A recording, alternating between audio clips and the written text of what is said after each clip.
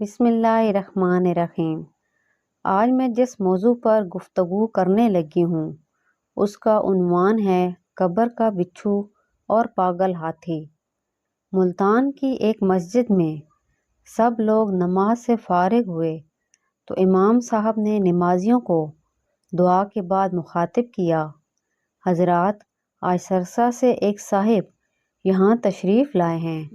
وہ کوئی واضح نہیں لیکن اپنی زندگی کا ایک ناقابل فراموش واقعہ جہاں بھی جاتے ہیں لوگوں کو سنا کر انہیں غفلت سے بیدار کرنے کی اپنی سی کوشش کرتے ہیں۔ میں آپ سے گزارش کروں گا کہ تھوڑا سا وقت نکال کر ان کی بات سن لیجئے۔ امام صاحب کے لہجے میں کچھ ایسا اثر تھا کہ کوئی بھی اپنی جگہ سے ٹس سے مس نہ ہوا اور سب لوگ ان صاحب کی طرف متوجہ ہو گئے جو امام صاحب کی جگہ منبر پر آ کر کھڑے ہوئے تھے۔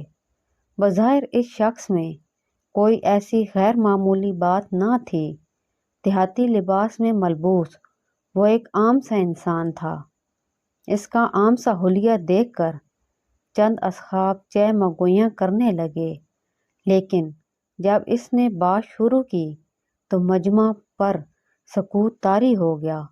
اس کی آواز میں کوئی ایسی پر اسرائیت تھی کہ جب وہ بولتا تو ہوا بھی تھمی تھمی سی محسوس ہوتی۔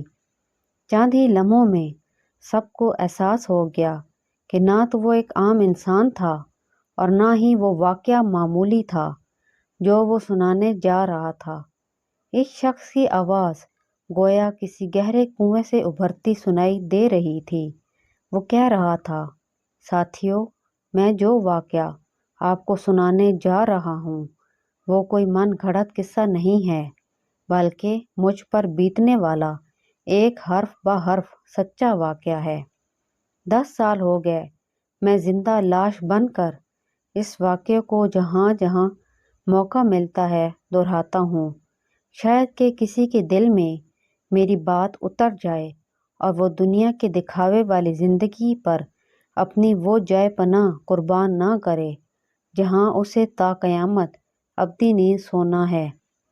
اتنا کہہ کر وہ ایک پل کے لیے رکا اور پھر اصل واقعہ سنانے لگا۔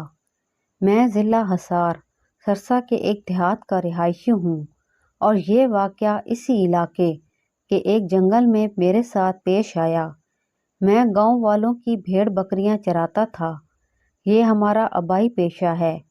ایک دن میں حسب معمول بھیڑ بکریاں جنگل میں لے کر گیا۔ ایک درخت کے نیچے چادر بچھا کر لیٹ گیا اور بھیڑ بکریوں کی نگرانی کرنے لگا۔ ابھی تھوڑی ہی دیر گزری تھی کہ فضا میں کسی ہاتھی کی چنگھاڑ گونجی اور بکریاں سہم کر ادھر ادھر بھاگنے لگیں۔ میں وہ غیر معمولی چنگھاڑ سن کر برقی طرح سے اٹھ کھڑا ہوا۔ اس علاقے میں ہاتھی کا کیا کام؟ پھر آواز سے لگتا تھا کہ کوئی جنگلی یا پھر پاگل ہاتھی ہے۔ بھیڑ بکریاں سہم کر ایک خاردار جھاڑی کے عقب میں جمع ہوتی چلی گئیں، گویا قدرتی طور پر یہ ان کا حفاظتی اقدام تھا۔ آس پاس درخت تو بے شمار تھے لیکن کوئی بھی اتنا مضبوط نہ تھا کہ ہاتھی کی ٹکر سہ سکتا۔ میری سمجھ میں نہ آ رہا تھا کہ جاؤں تو کہاں جاؤں۔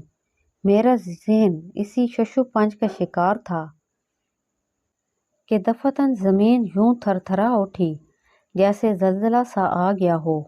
میرے رہے سہے اوسان بھی خطا ہو گئے اور میں ایک انجانی سمت میں بھاگ کھڑا ہوا۔ کچھ ہی دور گیا تھا کہ پیچھے سے ہاتھی کے وزنی قدموں کی آواز کو اپنے تعاقب میں پایا۔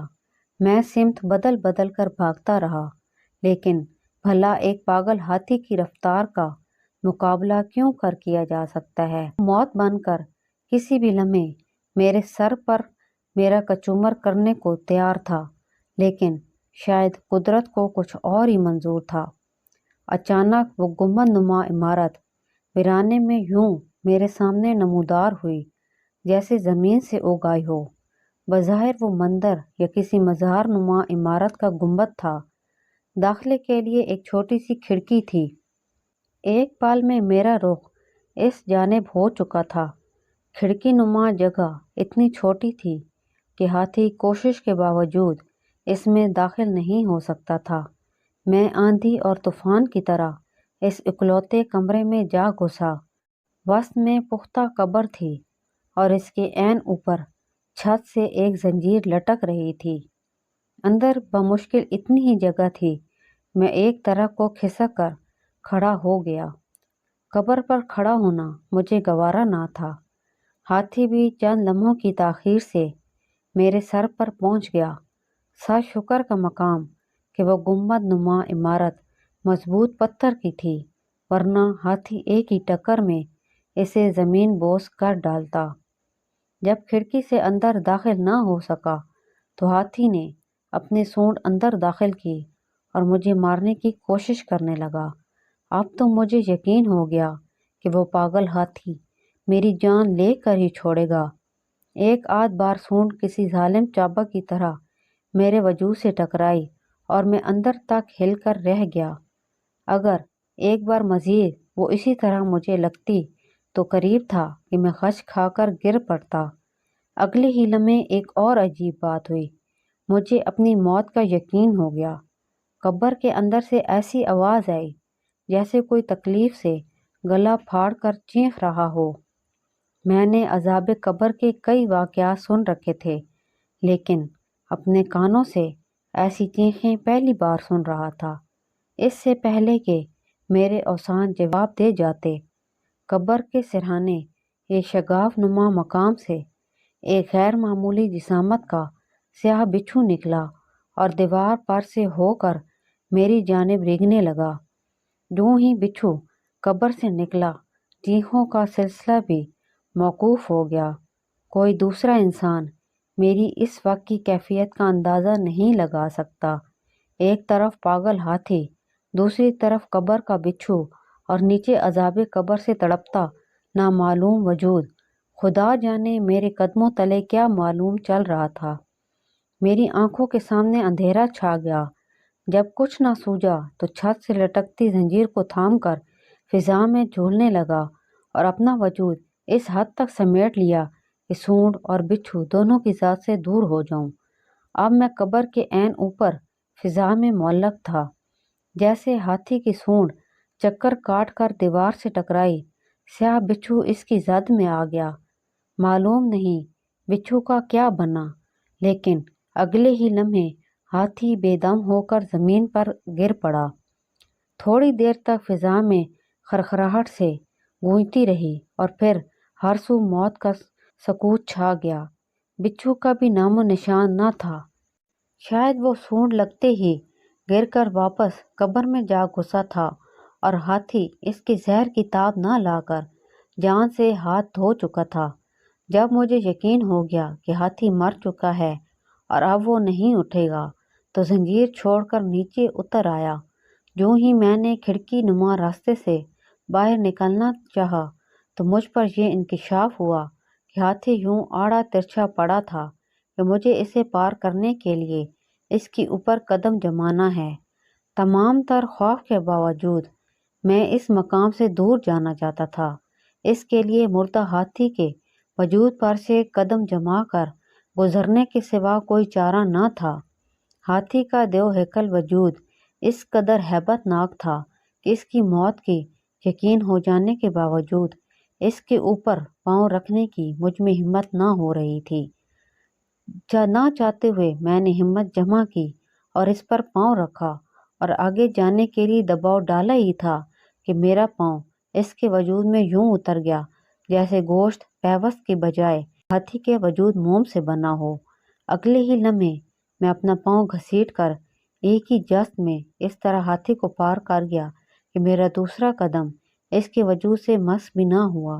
لیکن اس ایک لمحے میں مجھ پر جو قیامت بیتی وہ قیامت تک کے لیے مجھے نمونہ عبرت بنا گئی۔ میں آج بھی جب اپنی ٹانگ پر نظر ڈالتا ہوں تو وہ سارا منظر میری آنکھوں سے سامنے ہو جاتا ہے جیسے کل کی بات ہو۔ اتنا کہہ کر اس نے اپنی دائیں ٹانگ سے دھوتی کا پلو اوپر سرکایا اور دکھانے والوں کو یہ دکھایا۔ وہ سب بے اختیار اپنی آنکھیں بند کر لیتے۔ گھٹنے سے ٹخنے تک گوشت کا نام و نشان تک نہ تھا۔ سیاہی مائل ہڈی کے نام پر اس کی بوسیدہ ٹانگ سب کے سامنے تھی۔ پاؤں کا باقی حصہ شاید جوتے نے ڈھانپ رکھا تھا۔ گھٹنے سے نیچے پیپ کا ابھار بھی صاف دیکھا جا سکتا تھا۔ قبر کے اس بچھو میں اتنا سریع الاثر زہر تھا کہ ہاتھی کو اسے چھو جانا ہی نہ صرف ہاتھی کا وجود پانی پانی کر گیا بلکہ اس چرواہے کی ٹانگ کو بھی دوسروں کے لیے درس عبرت بنا گیا۔ خدا جانے قبر کو قیامت تک بھی کتنا عذاب جھیلنا تھا۔ اللہ تعالی ہم سب کو نیک اعمال کی توفیق عطا فرمائے اور عذاب قبر سے نجات عطا فرمائے۔ جزاک اللہ۔